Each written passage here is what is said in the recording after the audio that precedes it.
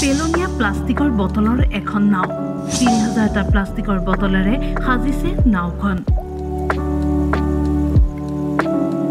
বগীবিলৰ পৰা ব্ৰহ্মপুত্ৰৰ বুকুৰে দুঃসাহসিক নৌকা যাত্ৰা ব্ৰহ্মপুত্ৰৰ কোবাল সোঁত ফালি ভটিয়াই আহিব ধীৰাজ ডিব্ৰুগড়ৰ এজন ব্যক্তিয়ে সাজি উলিয়াইছে এখন ব্যতিক্ৰমী নাও এই নাওখন ৩৩ ফুট দীঘল আৰু ৫ ফুট বহল এই ব্যতিক্ৰমী নাওখন নিৰ্মাণ কৰিছে ডিব্ৰুগড়ৰ বুমনি উৰফে ধীৰাজ বিকাশ গগৈয়ে বিগত প্ৰায় ৩টা মাহে ব্ৰহ্মপুত্ৰত উটি অহা প্লাষ্টিকৰ বটলসমূহ বুটলি নিৰ্মাণ কৰিছে এই বিশেষ নাওখন এই নাওখন লৈ প্লাষ্টিক ফ্ৰী ব্ৰহ্মপুত্ৰ থিম লৈ বগীবিলৰ পৰা এক দুঃসাহসিক যাত্ৰা কৰিব গুৱাহাটীলৈ ব্ৰহ্মপুত্ৰক প্ৰদূষণ মুক্ত কৰাৰ ক্ষুদ্ৰ প্ৰয়াস ব্যক্তিগৰাকীৰ এই যাত্ৰাৰ কালত ধীৰাজে বিশাল ব্ৰহ্মপুত্ৰত উপঙি থকা প্লাষ্টিকৰ আৱৰ্জনাসমূহ বুটলি পাবহি গুৱাহাটী অসমীয়া জনজীৱনৰ নদী সভ্যতা অৰ্থনৈতিক ক'ত নাই ব্ৰহ্মপুত্ৰ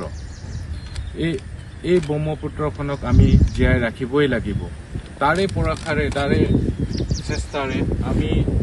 ৩০০০ পেলনীয়া প্লাষ্টিক বটলেৰে এই বোটখন নিৰ্মাণ কৰি উলিয়াইছোঁ ইয়াৰ দৈৰ্ঘ্যতা হৈ গ'ল ৩৩ ফুট আৰু বহল হৈ গ'ল প্ৰায় ৫ ফুট আৰু ইয়াত ৩০০০ বটল লাগিছে আৰু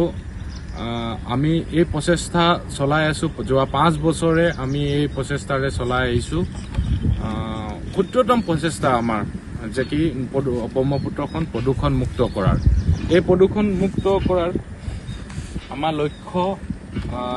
২১ চনৰ পৰা ২০২১ চনৰ পৰা আমি লক্ষ্য ৰাখি লৈছোঁ ব্ৰহ্মপুত্ৰখন প্ৰতি বছৰে আমি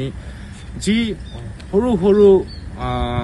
ব্ৰহ্মপুত্ৰৰ মাজত থকা চাপৰি জনশূন্য তাত কোনো সমাগম নাই জনজীৱনৰ মানুহৰ কোনো সমাগম নাই তাত দেখোঁ আমি তাৰ চাইডে চাইডে বহুত প্লাষ্টিক বটল পেলনীয়া প্লাষ্টিক বটল বেলেগ ধৰণৰ সকলো প্লাষ্টিক তাত পৰি থাকে এই দেখিয়ে আমি এটা প্ৰচেষ্টা ল'লোঁ ২১ চনৰ পৰা যে কি আমি সৰু সৰু যিবোৰ নদীৰ মাজত জনশূন্য জেগাত আমি প্লাষ্টিকখিনি প্ৰদূষণমুক্ত কৰা একজনত ৩০০ তীৰ্থৰ সৈতে এই যাত্ৰা আৰম্ভ কৰিব ব্যক্তিগৰাকীয়ে যিহেতু জুনৰ ১ তাৰিখে আমি এই যাত্ৰা আৰম্ভ কৰিম এই যাত্ৰাত মোৰ লগত থাকিব মোৰ লগত ৩জন সতীৰ্থ থাকিব আৰু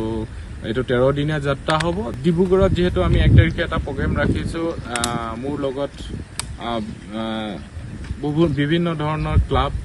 আমাৰ টুৰ অপাৰেটৰ এছ'চিয়েশ্যন সকলোৱে সহযোগ কৰিম বুলি মোক কথা দিছে আমাৰ HSFC ফুটবল যিটো এটা ক্লাব আছে তেখেতলোকেও সহযোগ কৰিবলৈ মোক কথা দিছে ১ তাৰিখে আমি বগীবিলখন চফা কৰাৰ পিছতে ৯টা বজাত আমি ডিব্ৰুগড়ৰ পৰা এই যাত্ৰা আৰম্ভ কৰিম আৰু ১৩ তাৰিখে আমি গুৱাহাটীত এইটো যাত্ৰা শেষ কৰিম জানিব পৰা মতে ইয়াৰ পূৰ্বেও এনেদৰে ব্ৰহ্মপুত্ৰৰ বুকুৱেদি মাজুলী দিহিংমুখলৈ গৈছিল তেওঁলোক ধীৰাজৰ এই প্ৰচেষ্টাক এতিয়া সকলোৱে প্ৰশংসা কৰিছে ডিব্ৰুগড়ৰ পৰা ধন্তি শইকীয়া ৰিপৰ্ট টাইম ইট